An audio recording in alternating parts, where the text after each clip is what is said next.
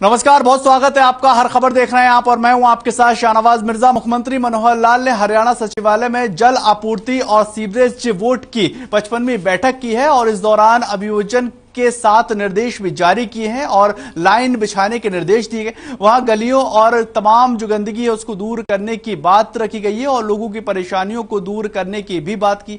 विभाग जिस भी एजेंसी से ये कार्य करवाएगा उससे कार्य के दौरान और कार्य पूरा होने की तस्वीरें ले, ताकि ये सुनिश्चित हो सके कि वहां पर पानी की लाइनें बिछाने के बाद गलियों की व्यवस्थाएं ठीक कर दी गई। मुख्यमंत्री ने यह भी कहा है कि बूंद भी पानी बर्बाद नहीं होनी चाहिए और सीवरेज ट्रीटमेंट प्लांट से निकलने वाले पानी का पुनः इस्तेमाल किया जाए, ताकि ये कार्य सुनिश्चित करने की जिम्मेदारी जन स्वास्थ्य अभियंत्रण विभागों की होनी चाहिए। आगे यह भी कहा गया कि जिन खेतों में जल भराव की समस्या है वहां पर सिंचाई और जल संसाधन विभाग की टीमों को निर्धारित किया जाए।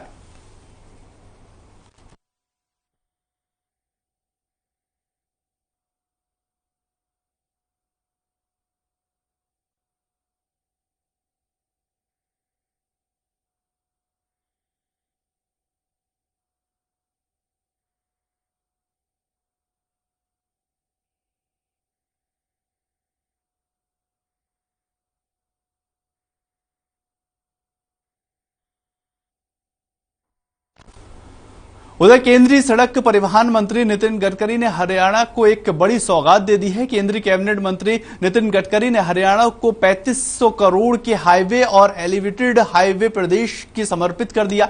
इन 3 नए हाईवे को गुरुग्राम और सोहाना एलिवेटेड हाईवे, रेवाड़ी और अटेली हाईवे के साथ साथ भिवानी बाईपास शामिल किया गया है और इन सड़क परियोजनाओं का शुभारंभ होने से प्रदेश में सड़क कनेक्टिविटी बेहतर होती नजर आई। इन हाईवों में न केवल सफर का सुहाना होगा बल्कि हरियाणा में विकास की नई तरक्की के साथ साथ हरियाणा की तस्वीर भी बदलती हुई नजर आएगी। सीएम मनोहर लाल ने गुरुग्राम पहुंचकर इस हाईवे का लोकार्पण भी किया है।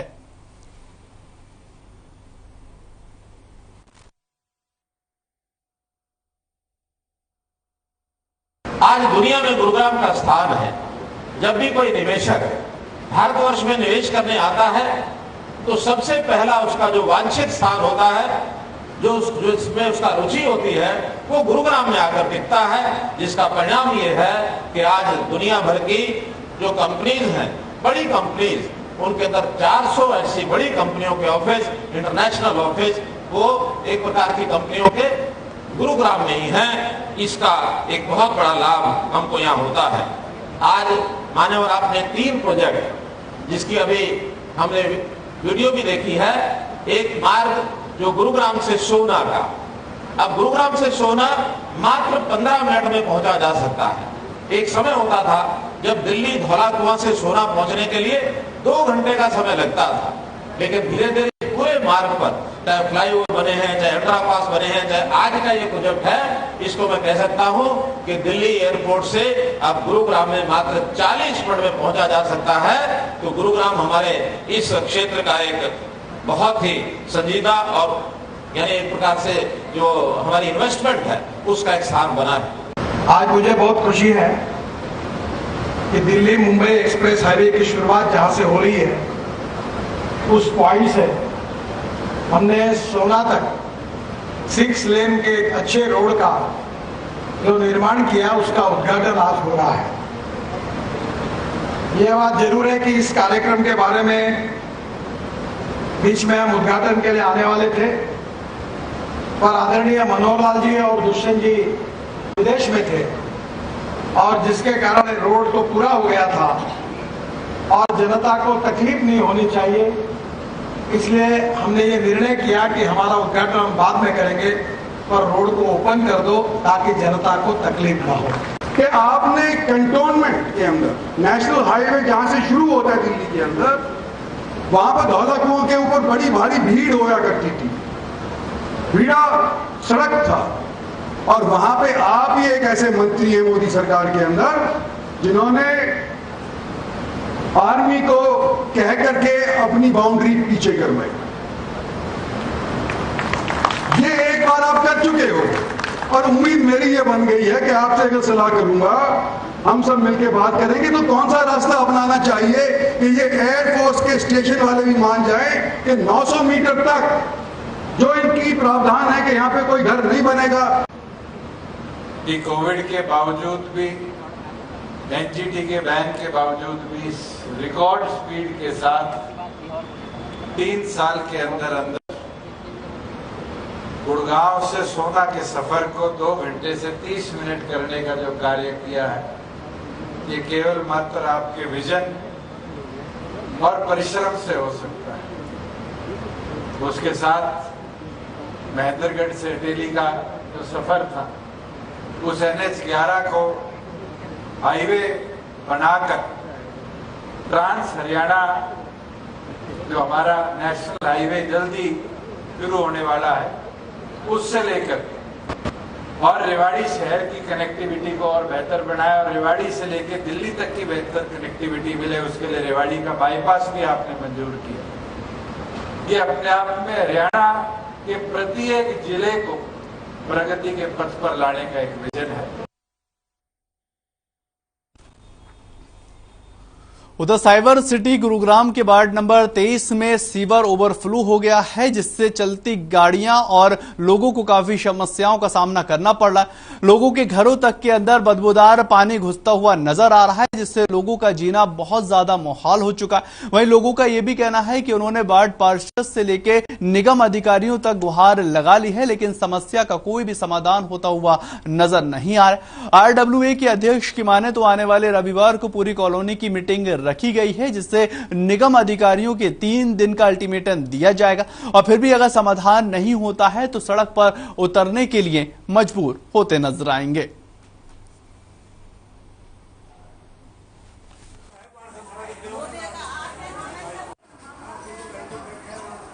समस्या सर हमारी बहुत काफ़ी पुरानी समस्या है, लगभग 5-6 महीने हो गए और हर बार हम रोज़ शिकायत भेजते हैं और रोज़ कहते हैं कि रोज़ हम सफाई कैसे करवाएं। रोज़ की रोज़ अगर पानी भरेगा तो सफाई तो रोज़ करनी पड़ेगी। मेरा मानना ये है कि कर्मचारी बढ़िया आदमी काम करने वाले हैं, पर इनको कोई करने नहीं दे रहा। अगर काम करने दे इनको कोई, भाई काम करो तो ये तो काम करने आते हैं, इनकी तो ड्यूटी लगी है काम करने की। मेरा बहुत बड़ा है, घोंटू बराबर सुबह था, अब थोड़ा बहुत लेकर गया है और मैंने आपको दिखा भी दिया, आपको फोटो भी दे दिया। अभी शाम को फिर और मैंने सुबह भी फोटो भिजवाया और अब जे फिर दूंगी तो फिर बढ़ जाएगा। हम लोग का समस्या है कि जब से रोड बना, जब से पाइप पड़ा है, तभी से सीवर भरता है। सीवर भरता है तो जब सीवर भरता है तो सप्लाई की पानी में जाता है और सीवर का पानी में लैट्रिन का पानी जाता है। हमेशा सीवर भरता रहा और जब आएंगे खोलने आएंगे तो इनसे खोल के जाएंगे, आज खोल के जाएंगे तो कल फिर भर जाएगा।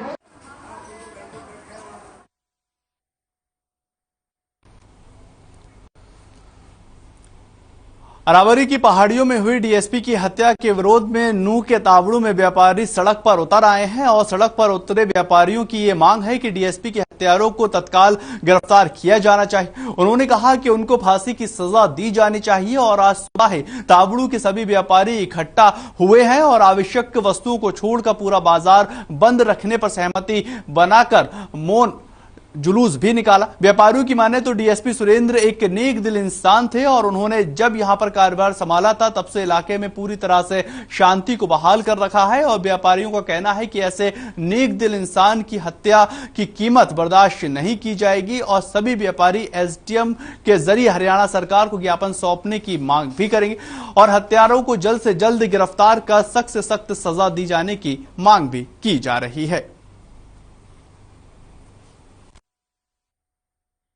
देखो, जो हरियाणा सरकार ने डीएसपी की हत्या नहीं, उसको शहीद का दर्जा दिया है। जो डीएसपी साहब शहीद हुए तावड़ू में, उसके निर्मम हत्या के विरोध में तावड़ू पूर्णतः आज बंद है और यहाँ से लेके हम एसडीएम को ज्ञापन देंगे, सीएम साहब तक पहुँचाएंगे एसडीएम हमारी बात को। और जो ऐसी दरिंदगी से जिन्होंने हत्या की है उनको फांसी की सजा होनी चाहिए और फास्ट ट्रैक कोर्ट में मुकदमा चलाया जाए ताकि जल्दी से जल्दी उनको सजा मिल सके। खबर फरीदाबाद से आ रही है, जहां पर बुधवार को नगर निगम के अधिकारियों ने नगर निगम के अधिकारियों की मुख्यालय पर जमकर नारेबाजी की है और बल्लभगढ़ चौकी इंचार्ज के खिलाफ कार्रवाई की मांग की गई और साथ ही कर्मचारियों की ये मांग है कि चौकी इंचार्ज को सस्पेंड किया जाना चाहिए। आपको बता दें कि निगम अधिकारियों का यह आरोप है कि चौकी इंचार्ज ने एक्सीएन की बेवजह चौकी पर बैठकर उनके साथ दुर्व्यवहार किया है और कर्मचारियों का यह भी कहना है कि चौकी इंचार्ज आखिर इतने बड़े अधिकारी चौकी में इस तरह बुलाकर कैसे बैठ सकते हैं और उनके मुताबिक इस निगम कर्मचारी का काम करना मुश्किल हो जाएगा।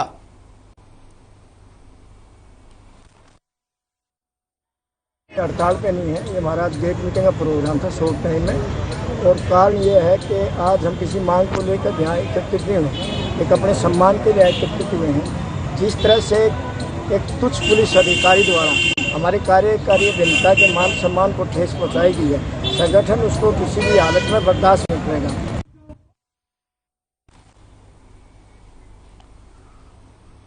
फरीदाबाद के डबुआ सब्जी मंडी में लगे मीट की दुकानों को लोग हटाए जाने की लगातार मांग कर रहे हैं और दुकानदारों से इस बात की दरखास्त भी की जा रही। छुटाकर पान के लिए पूर्व एमएलए नागेंद्र भडाना ने सैकड़ों लोग पुलिस कमिश्नर के ऑफिस पहुंचे, जहां लोगों ने बताया कि मीट की दुकान से परेशान और दुकानदारों से जनता लगातार धमकियां भी मिल रही हैं और महिलाओं ने बताया है कि दुकानदारों से छुटकारा चाहिए। इसके दौरान ज्वाइंट कमिश्नर को ज्ञापन सौंपा गया है और ज्वाइंट कमिश्नर ने सभी को आवश्यक आश्वासन दिया है कि मीट दुकानदारों से लोगों को जल्दी निजात दिलवाएंगे।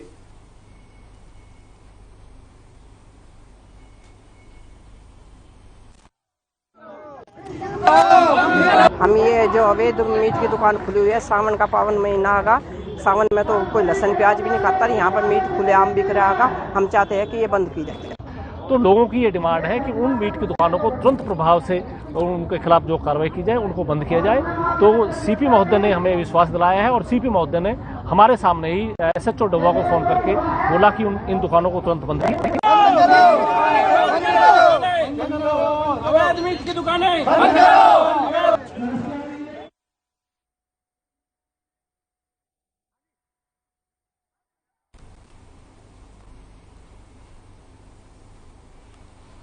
खबर बहादुरगढ़ से है, जहां पर इंडियन नेशनल लोकदल के प्रदेश अध्यक्ष नफे सिंह राठी ने प्रदेश के पंचायत चुनाव एक साथ और एक के चरण में कराए जाने की मांग सरकार से की है और नफे सिंह राठी का यह कहना है कि प्रदेश की बीजेपी सरकार पंचायत चुनाव 2 चरणों में करवाना चाहती और दोनों चरणों में चुनाव करवाने से सरकार का खर्च बढ़ेगा। और इतना ही नहीं, नफे सिंह राठी ने प्रदेश की भारतीय जनता पार्टी सरकार पर निशाना साधते हुए यह भी कहा है कि सरकार सरपंचों पर दबाव डालकर पंचायती समिति और जिला परिषद चुनाव जीतने के लिए ये चाल चल रही है और सरकार की ओर से प्रदेश में होने वाले पंचायती चुनाव 2 चरणों में कराने की बात सामने आ रही, जिसका इनेलो लगातार विरोध भी कर रहेगी।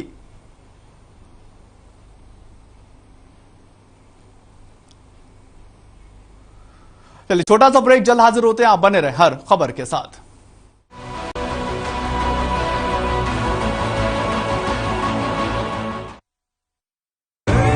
देखें कौन नया खिलाड़ी आया है, समझा देते हैं, प्यार से समझाएंगे। ये तो अपनी जुबान है। जुबान एक हो तो दिल भी एक होने चाहिए। विमल बोलो जुबान केसरी। अपनाएं आयुर्वेदिक रूप मंत्रा। इसमें है क्यूकम्बर के प्योर एक्सट्रैक्ट्स जो नेचुरली चेहरे को मॉइस्चराइज रखे ताकि पिंपल्स और डेड स्किन जैसी प्रॉब्लम से मिले रिलीफ। रूप मंत्रा आयुर्वेदिक फेस वॉश, ये कोई कॉस्मेटिक नहीं, आयुर्वेदिक औषधि है। मेरे जैसा कोई दूसरा चुलबुलापन जिसकी हर बात में भूल जाए, जिंदगी में रंग भर दे। मेरी जैसी मेरी अपनी पताका चाय, गजब का स्वाद।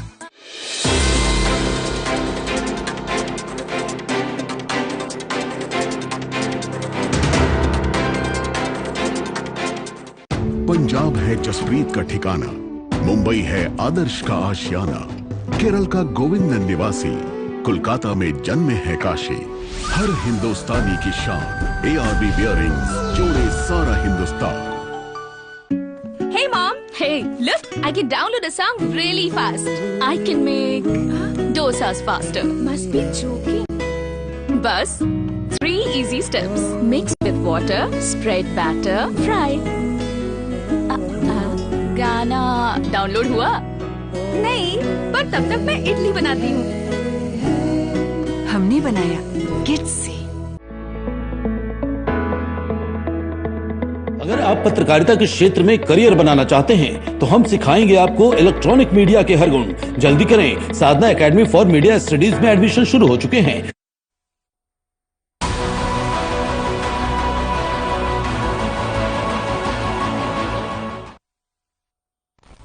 ब्रेक के बाद स्वागत है। आगे बात करेंगे। खबर बल्लभगढ़ से आ रही है, जहां पर अचानक मोबाइल फटने का मामला निकलकर सामने आया। जी हां, आपको बता दें कि बल्लभगढ़ के कृष्ण कॉलोनी में जेब में रखे मोबाइल अचानक फट गया, जिससे युवक जो है वो गंभीर रूप से घायल हो गया। इसके बाद घायल युवक को सरकारी अस्पताल में इलाज के लिए भर्ती करवाया गया है और मिली जानकारी के अनुसार युवक ने फोन को चार्जिंग पर लगा रखा था और उसके बाद कुछ ही देर के बाद फोन को चलाने के बाद उसने उस फोन को अपनी जेब में रख लिया।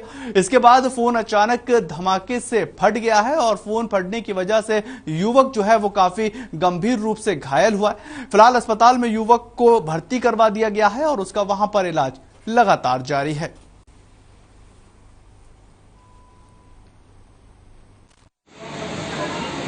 फोन फट गया, फोन चला कर रखो जेब में। फोन चलाते चलाते जैसे अपने फोन रखा जेब में तो फट गया। घर पे फटा था फोन या कहीं काम कर रहे थे? घर पे फटा। तो चार्ज कितनी देर पहले किया था? चार्ज हो गया 2-3 घंटे। 2-3 घंटे। कौन सी कंपनी का फोन था?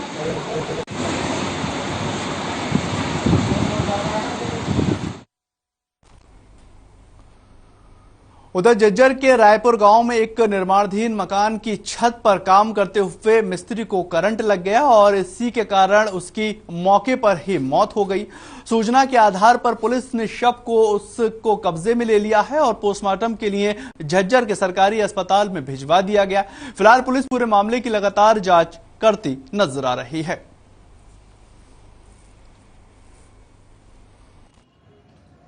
4:30 बजे के आसपास अगर रायपुर गांव से एक आदमी ब्रॉड डेड जी उधर पहुंचा, तो उन्होंने ये दरखास्त और ये बयान दिए हैं और वे करंट लगने के कारण जो संतुलन बिगड़ गया, चनाया काम कर रहा था और ग्रिल तारों से टकरा गई और उसका ना करंट लगने से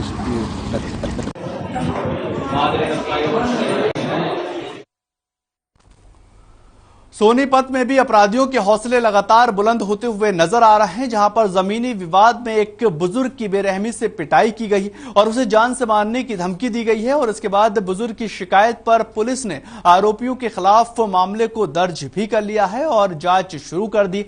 वहीं मारपीट का ये घटना का वीडियो जो है वो सीसीटीवी फुटेज में कैद हो गया है, जिसमें आरोपी बुजुर्ग पर लाठी डंडों से हमला करता हुआ नजर आ रहा है।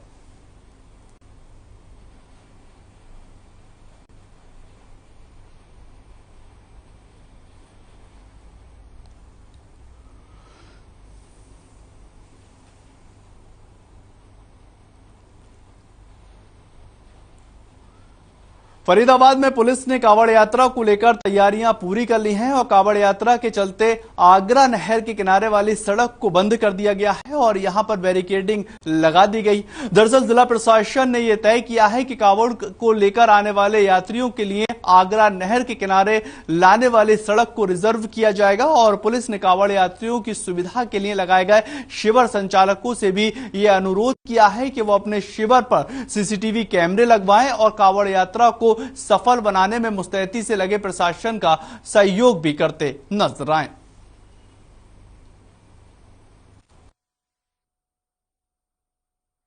देखिए, हमारा पूरा इस आगरा कनाल पे बीच बीच में कहीं कट है, तो उन कटों को हमने बिल्कुल ब्लॉक कर दिया गया है। जो अपना पुल, जितने भी पुल हमारे अपने, मेरे ख्याल से सेंट्रल जोन में करीब 12 से 15 के बीच और पूरा अगर जो लगाए तो ओवरऑल 30 पुलियाँ पड़ेंगी। ये तीनों सारे को बैरिकेडिंग कर दिया गया है और बैरिकेडिंग के हिसाब से मतलब जो जितने भी नहर पार का व्हीकल है सिर्फ पुल का यूज करें और जितना भी हमने ये रूट बनाया ओनली फॉर कावड़ियों के लिए ही है, ताकि उनकी यात्रा सुगमता से हो जाए। सुगमता से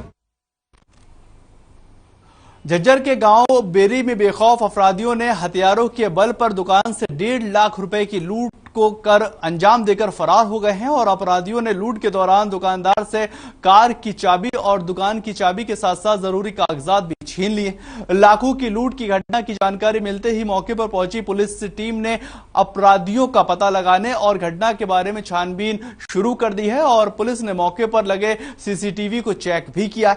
सीसीटीवी फुटेज में पूरी घटना कैद हो चुकी है और आरोपी फायरिंग करते हुए बंदूक की नोक पर लूट की वारदात को अंजाम देते हुए नजर भी आए हैं।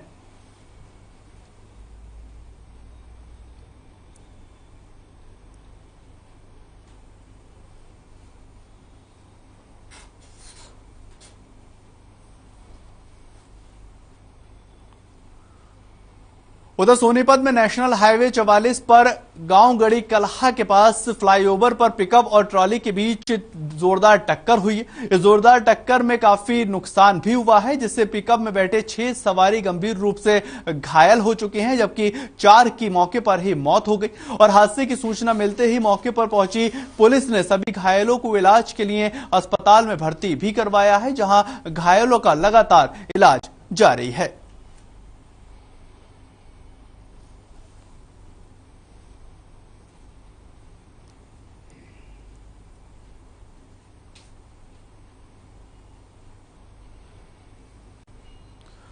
आपको बताएं, सोनीपत में ट्रक और ट्रॉली के बीच में जोरदार टक्कर हुई, जिसमें से 4 लोग जो हैं वो मौके पर ही मौत के घाट उतर गए और इनमें से 6 लोग जो हैं वो काफी गंभीर रूप से घायल बताए जा रहे हैं। जैसे ही घटना घटित हुई, स्थानीय लोग और पुलिस जो है वहां पर तुरंत पहुंचती हुई नजर आई और पुलिस अब आगे की कार्रवाई करती हुई नजर आ रही। सोनीपत नेशनल हाईवे 44 के पास ये एक बड़ा हादसा हुआ है, जहां पर पिकअप और ट्रॉली के बीच में जोरदार भिड़ंत हुई थी और इस भिड़ंत में 4 लोगों की दर्दनाक मौत हो गई थी, जिनमें से 6 लोग जो हैं वो गंभीर रूप से घायल होते हुए भी नजर आए। उन 6 गंभीर लोगों का अस्पताल में इलाज चल रहा है और उसको लेकर लगातार पुलिस ये कोशिश कर रही है कि आखिर ये घटना कैसे घटित हुई है। हर एक पहलू को तफ्तीश के साथ छानने में पुलिस लगी हुई है।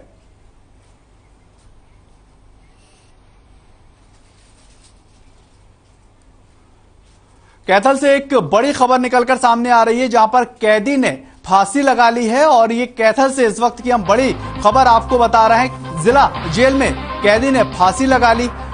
एनडीपीएस एक्ट में सजा काट रहा था ये कैदी और परिजनों ने पुलिस के ऊपर सीधे तौर पर अब आरोप लगाए हैं कि झूठा केस बनाकर जेल में डाला था और आहत होकर उसने ऐसा कदम उठाया है। यानी कि कैथल से ये बड़ी खबर इस वक्त हम आपको बता रहे हैं, जहां पर जिला जेल के अंदर फांसी लगा ली और एनडीपीसी एक्ट के मामले में ये जेल में था। परिजनों ने सीधे तौर पर पुलिस को इसका दोषी बनाया। उन्होंने कहा कि झूठा केस लगाकर इसको जेल के अंदर डाला गया था और ये उससे काफी ज्यादा आहत था और काफी ज्यादा परेशान था, इस वजह से उसने इस कदम को उठाया है। लेकिन अब हर एक पहलू पर जेल प्रशासन जो है वो कार्रवाई करता हुआ नजर आएगा। फिलहाल कैथल से इस वक्त ये बड़ी खबर आपको बता रहे हैं, जहां पर जिला जेल में कैदी ने ही फांसी लगा ली और एनडीपीएस एक्ट में ये सजा काटता हुआ नजर आ रहा था। कई बड़े सवाल इस फांसी से उजागर होते हुए नजर आएंगे कि आखिर जो फांसी का सामान था वो उस तक कैसे पहुंच पाया। ਤੁਹਾਡੇ ਬੰਦੇ ਦੀ ਡੈਥ ਹੋ ਗਈ ਜੇਲ੍ਹ 'ਚ।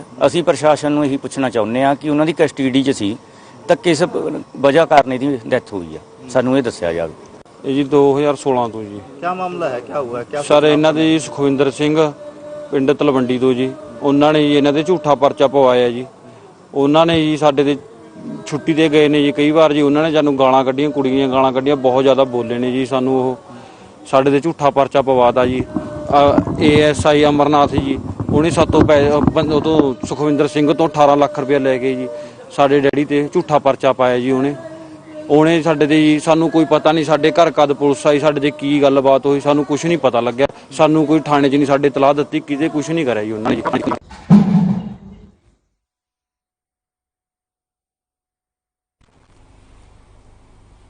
चलिए फिलहाल इस बुलेटिन में इतना ही। ताज़ा खबरों के लिए आप हर वक्त बने रहें हर खबर के साथ।